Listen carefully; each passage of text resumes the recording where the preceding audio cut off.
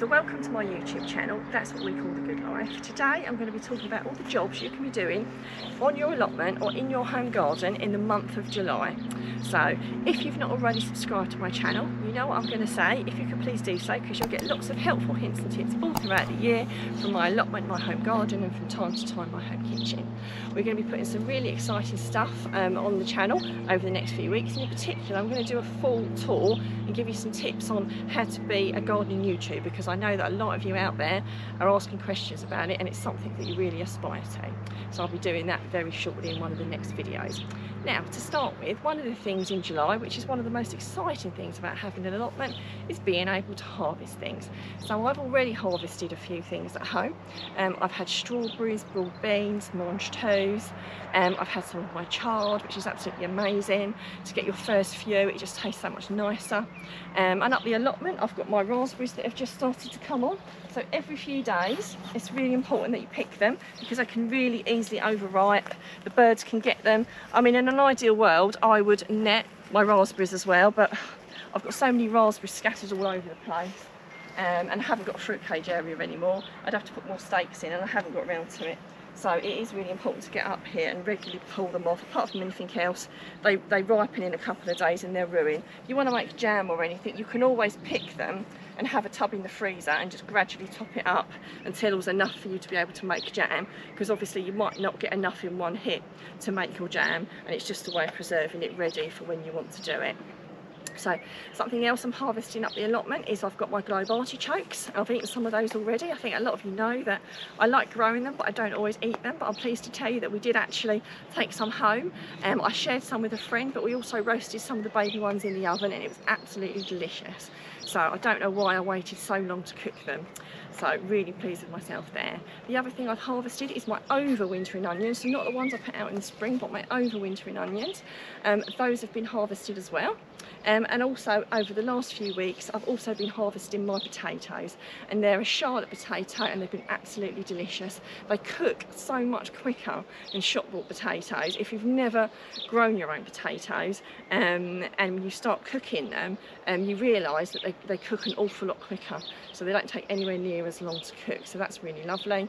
I've also got my gooseberries could actually be picked at the moment, but I haven't done that yet. They're netted so the birds don't get them, and I've also got a nice lot of kale that I could be harvesting as well. So things are really coming on. I've had my first cucumber, my tomatoes are almost ripe, so just a few more weeks if not days and I'll be getting more of those too. So harvesting is definitely something to keep you busy. Now, one of the most unglamorous things about having an allotment is definitely the weeding, and if it's any consolation, it's not any easier for me. I was up here today trying to dig an area over where I'd taken my overwintering onions out. I got most of it dug over, but I couldn't dig it all over. I've done most of it. I'm hoping that it's going to rain overnight, or that's the plan, and then I'll finish digging it over tomorrow, and hopefully I'll be able to get some lettuce and some more chard seeds in, and maybe something else.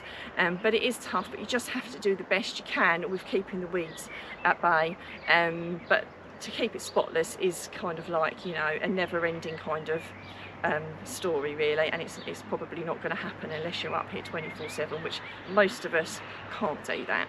So something else that's really important to do, I will actually be thinning out my apples and my pears actually this month. You get something called the June drop, but I don't actually think that much dropped off in June.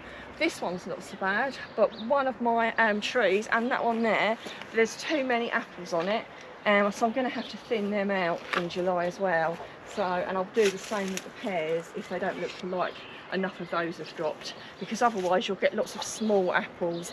So you just have to take off the smaller ones so there aren't quite so many fruits per branch. That's a job I definitely need to do. As you can see, the odd ones have dropped, but yeah, nowhere near as many as they normally do, so who knows what that's all about. There's loads of apples on there, but they don't seem to have dropped off. So something that's really important to do is to have netting on certain crops. Now, things that I find particularly badly affected, and where the birds would completely clear me out, that's for sure, is my gooseberries and my blackcurrants. If I didn't cover those, I know from experience that they can just wipe the lot out. with amazing efficiency. They can pick them off better than I can, basically. So I always cover these so they're protected, and I do that, and I cover a lot of my crops with this. It's kind of like scaffolding netting that I get off Amazon. You get it in a big reel. I cut off bits as and when I need it. It's really very reusable, like year after year after year. And it's also a lot cheaper than some of that other netting as well, and it does a really good job as well. So we're really fortunate, and we have actually got an Amazon allotment shop.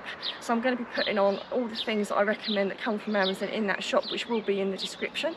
So if you want to purchase anything to use yourself, and will be up on the screen as well, then you can have a look and a browse in the shop, and if there's anything that you think that might be useful for you, you can purchase it. But this is something that was recommended to me, and now I just get this. It's absolutely perfect. Something else, another netting that I use, so I primarily use the scaffolding net, is EnviroMesh. Now I use this for specific things. I've got carrots here, and a carrot fly can completely decimate your carrots. Although the EnviroMesh is a little bit more expensive, I've never thrown a bit away yet. It's incredibly durable. So when I cut it, I try and cut it to a size where I can just keep reusing it year after year. You don't want to be cutting up so it's not very reusable for different jobs. But it really does do a good job. And again, that will be in the Amazon shop. And obviously I've got some more carrots and things in there which I'm protecting from the carrot fly. My brassicas, again, another one that you really have to keep covered, because it's either the cabbage whitefly or the butterflies or the birds, and I generally double net. So I've got a layer of EnviroMesh underneath, and then I put scaffolding net over the top. Now I'm not saying it keeps everything out, because quite honestly nothing ever does, but it does a much better job of it than if I only did one lot of netting, that's for sure. And there's some other bits and bobs on there that might be of use to you as well, so I hope that helps you on your journey with your allotment. So the other job we're having to do, now I don't water loads and loads and loads, but at the moment, I mean, some people water every day or every other day, and I certainly don't advocate that unless you've got pots. Pots are a different ball game, and pots quite often do need to be watered more regularly, and sometimes twice a day if they're drying out really quickly. But your general allotment, I only water it when I need it, and this year's just been incredibly dry. I think it probably is the driest year I've known for a while, actually. You know, you get a bit of a dry spat, and we did have a really heavy downpour a few weeks ago, but again, nothing again. Just lots of promises of rain, and not an awful lot of promises either, to be fair. So watering is something that you need to keep track of. Obviously don't water too much, so my allotment, if it didn't rain, I'd probably just water it twice a week. But yeah, so not every other day, but if it rained, then I wouldn't. You know, and it all depends how much it rains, would depend how often I would water it. But again, and I've probably, some of you in the country are subject to hose pipe bans, so it's lots and lots of watering cans at the moment. I'm very lucky, I'm in a tiny pocket where we are still allowed to use a hose, but if not, just invest in extra watering cans, and maybe get the whole family up with a couple of watering cans each to help you get that allotment watered. Either that or do a rain dance, and hopefully we will get enough for our crops. But even though it's been quite dry, and I only water about twice a week if it doesn't rain, everything seems to be doing reasonably okay. I quite like my squashes and courgettes to come on a little bit quicker, but every time I come up here they look like they're getting a little bit bigger, so it's not too bad. The other job you can be doing is obviously sowing and planting. Like I said, I'm intending on putting some salad leaves and some chard over there, and I might pop to a garden centre to see if I can find a little bit of inspiration, if I've got a tiny little bit more left to plant in there as well. There's lots of things that you can be planting. I've already popped a few more radishes in myself at home. If you're not sure of things that you could be sowing or planting, obviously go to garden centres for some inspiration, but I also do have a full video on all the different things you could be sowing and planting now, so you can watch that to give you a few ideas. But if, like me, I haven't got an awful lot of space, there isn't a lot of room, but I know some of you with new allotments maybe do have a bit more of a gap, which actually does lead me on to, a lot of people have got new allotments and they don't know how to clear them.